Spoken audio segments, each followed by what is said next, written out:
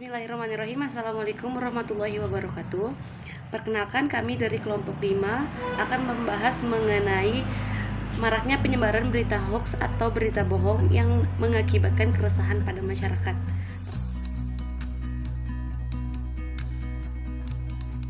Assalamualaikum warahmatullahi wabarakatuh. Pada kesempatan ini saya akan menjelaskan sedikit tentang virus corona atau yang sering disebut COVID-19. Nah, seperti yang kita ketahui, virus corona atau COVID-19 ini adalah salah satu virus yang sangat berbahaya, yang dimana apabila tidak cepat ditangani akan mengakibatkan kematian. Virus ini juga mudah menular. Nah, jadi virus corona atau COVID-19 ini biasanya disebabkan oleh infeksi pada sistem paru-paru atau pernapasan yang akan mengakibatkan penderitanya mengalami sesak napas, pneumonia akut hingga kematian. Di masa pandemi COVID-19 ini banyak sekali berita yang tidak bisa dipastikan kebenarannya atau biasa disebut hoax. Di beberapa daerah, banyak sekali masyarakat yang tidak dapat membedakan berita fakta dengan berita hoax. Oleh karena itu, banyak masyarakat yang termakan isu. Media sosial pun menjadi alat ampuh untuk menyebarkan berita-berita hoax di seluruh penjuru Indonesia. Salah satunya adalah berita bayi di Kepulauan Talaut, Sulawesi Utara yang baru lahir dan langsung bisa berbicara dan memerintahkan untuk memakan telur rebus sebelum jam 12 malam.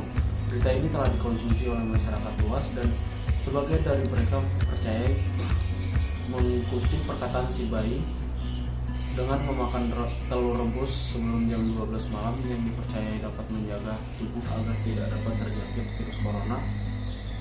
Kemudian di Lombok Barat ada seorang wanita yang bernama Eda yang berumur 31 tahun.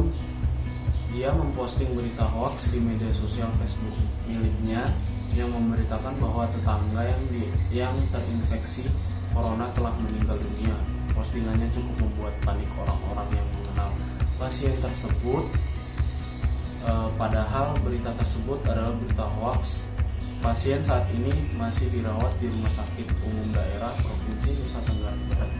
Penyebar hoax dapat diancam pasal 28 ayat 1 Undang-Undang ITE yang menyatakan setiap orang dengan sengaja dan tanpa hak menyebarkan berita bohong dan menyesatkan yang mengakibatkan kerugian konsumen dalam transaksi elektronik yang dapat diancam pidana berdasarkan pasal 454 ayat 1 Undang-Undang Nomor 19 Tahun 2016, yaitu dipidana dengan pidana penjara paling lama 6 tahun dan atau denda paling banyak 1 miliar rupiah. Ketika masyarakat dicekam ketakutan akibat dari penyebaran wabah virus corona atau COVID-19 yang semakin menyebar luas di tanah air, sekelompok orang justru semakin menambah ricuh keadaan dengan menyebarkan informasi bohong atau berita hoax di tengah masyarakat.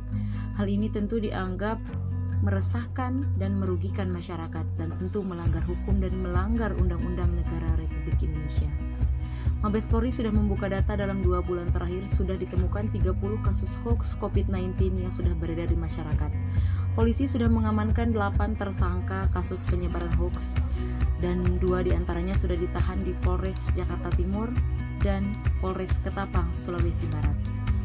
Jadi keresahan masyarakat akibat hoax virus corona ini mungkin bisa dibilang cukup luas ya, cukup menimbulkan kepanikan masyarakat seperti itu akibat dari COVID-19 ini. Apalagi akibat hoax yang menjadi bumbu pedas di atas luka seperti itu, sehingga menjadi lebih panik lagi masyarakat sekitar kita. Nah, salah satu contohnya itu yang paling umum juga itu saya menambahkan dari contoh-contoh dari Meta juga. Yang paling umum itu adalah bagaimana salah satu tetangga kita itu dituduh positif COVID-19 atau corona ini. Otomatis kita ataupun tetangga-tetangga yang lain di dekat yang dituduh positif corona ini yang belum tentu jelas itu betul apa kena apa tidak, itu akan terjadi kepanikan di suatu lingkup masyarakat itu, dan akan terjadi keresahan masyarakat juga di situ. Dan alhasil bukan hanya di situ saja, bahkan akan menjadi luas. Misalnya di dalam satu daerah itu, satu wilayah itu akan menjadi panik, akan jadi ketakutan karena ada yang dituduh positif corona. Padahal sebenarnya itu belum ditentukan belum dibenarkan oleh kesehatan aparat kesehatan tempat seperti itu. Apakah benar dia terkena virus corona atau tidak? Mungkin itu saja keresahan masyarakat yang paling sering kita dengar, yang paling umum, paling kita sering kita dengar, dan mungkin hanya ditangani oleh beberapa aparat setempat seperti itu.